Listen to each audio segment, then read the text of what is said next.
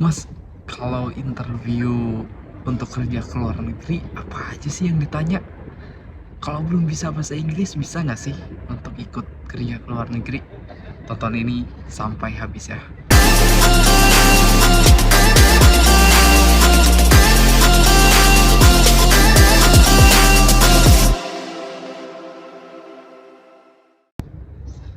Oke, gini guys. Yang pertama, kalau untuk pengen kerja ke luar negeri, terutama di Eropa, sudah saya sering kali untuk bahas ini. Jadi syaratnya wajib ya, terutama minimal bisa untuk komunikasi bahasa Inggris ya guys ya. Jadi harus udah punya sertifikat nggak sih, seperti kayak TOEFL atau IELTS? Nggak perlu ya guys ya. Jadi cukup bisa komunikasi aja, kalian siap untuk menghadapi interview, kalian sudah terbiasa apalagi interview menggunakan bahasa Inggris, kalian insya Allah bisa kok untuk lolos dan bisa kerja ke sini. Nah, terus kalau yang belum berpengalaman nih interview menggunakan bahasa Inggris, bedanya apa sih sama pakai bahasa Indonesia? Sebenarnya sama aja guys ya, jadi sama aja kayak interview menggunakan bahasa Indonesia juga, cuma itu menggunakan bahasa Inggris gitu ya. Nah, yang membedakan apa? Yang membedakan yaitu menggunakan bahasa Inggrisnya. Jadi kalian kalau yang belum bisa bahasa Inggris, apalagi no banget. Kalau no banget, saya saranin kalian harus ikut kursus dulu ya. Jadi kalian harus pelajari mulai dari nol.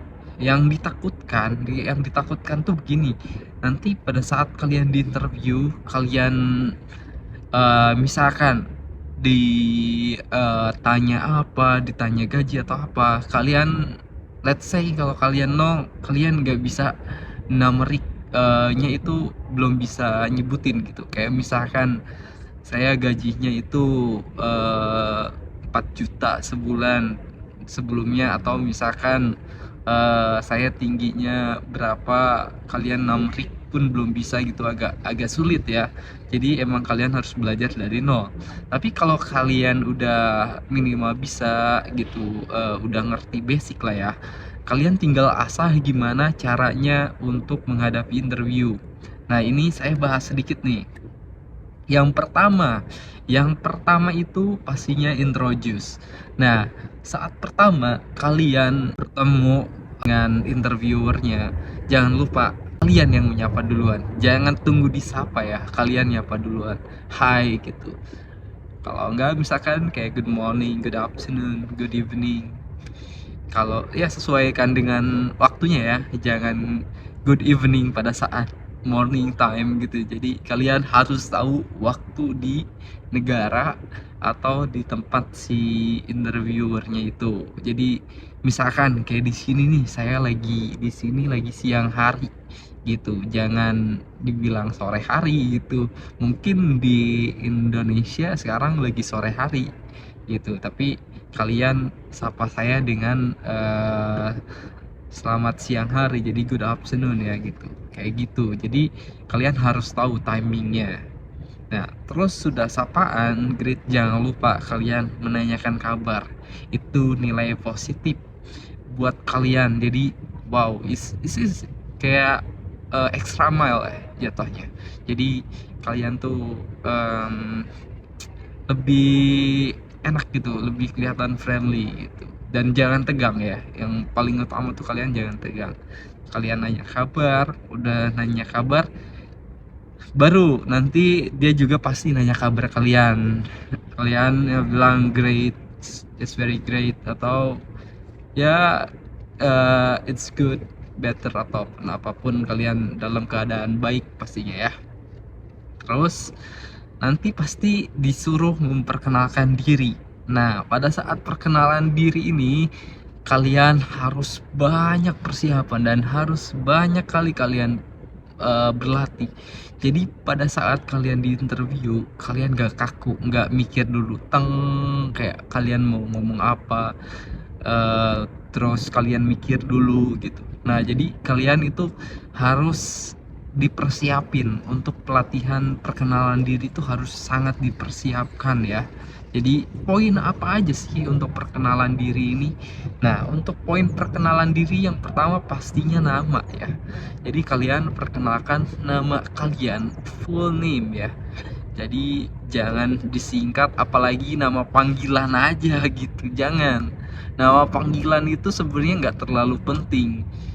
Kalau misalkan kalian kayak nggak terlalu formal, mungkin bisa aja kalian pengen lebih biar nggak tegang, misalkan contoh my name is Maulana Zain, you can call me Maulana or Zain, misalkan kayak gitu, it's okay, boleh, tapi tetap kalian harus kasih tahu nama lengkap ya, jadi jangan disingkat, apalagi nama panggilan doang, jangan ya, jadi harus nama lengkap. Oke, yang kedua apa? Yang kedua, bisa aja kalian ngasih tahu. Oh iya, yang kedua sangat penting. Kalian pastinya asalnya dari mana dong? Harus tahu. Kalian asalnya dari kota mana, dari negara mana gitu. Contohnya saya, I am from Sukabumi, West Java Province in Indonesia. Gitu aja, simple, oke? Jadi nggak usah lengkap terus kecamatan apa, nggak usah.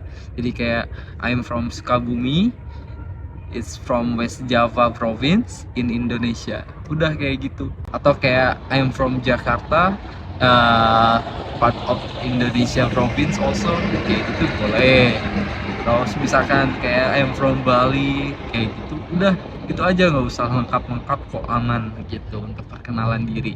Nah udah begitu, udah alamat, tergantung kalian bisa ngasih tahu usia apa enggak. Kalau saran saya nggak usah dulu ya. Kalau misalkan tergantung orangnya, kalau sama orang bule itu saran saya nggak usah ngasih tahu. Yang nggak usah nih, yang nggak usah dikasih tahu pada saat perkenalan diri apa aja sih kalau sama bule? Yang pertama usia, yang kedua itu marital status, nggak usah kasih tahu. Terus yang ketiga itu agama, nggak usah dikasih tahu juga, itu nggak terlalu penting juga untuk mereka. Nah gitu. Terus yang selanjutnya apa, kalian bisa kasih tahu background pendidikan kalian, boleh, ataupun kalian nggak ngasih tahu juga nggak jadi masalah. Yang paling penting di sini kalian langsung straight to the point. Apa itu? Pengalaman kerja ya guys ya. Jadi yang mereka inginkan itu pengalaman kerja. Terus gimana kalau yang belum pengalaman kerja? Ya udah, kalian ngasih tahu kalian baru fresh graduate kah, atau kalian masih dalam study gitu di university, ataupun ya misalkan contohnya kalian masih kuliah di universitas terbuka gitu ya, tapi kalian masih bekerja juga, ataupun kalian lagi fokus kuliah aja, masih kuliah gitu, nggak apa-apa, kalian kasih tahu aja kalian masih kuliah gitu. Atau kalian ada pengalaman kayak kerja part time kayak gitu, atau project kayak kerja freelance, kasih tahu aja, gak apa, experience, tapi singkat, jelas, dan padat gitu. Jadi jangan terlalu muter-muter, biar kasih tahu intinya aja.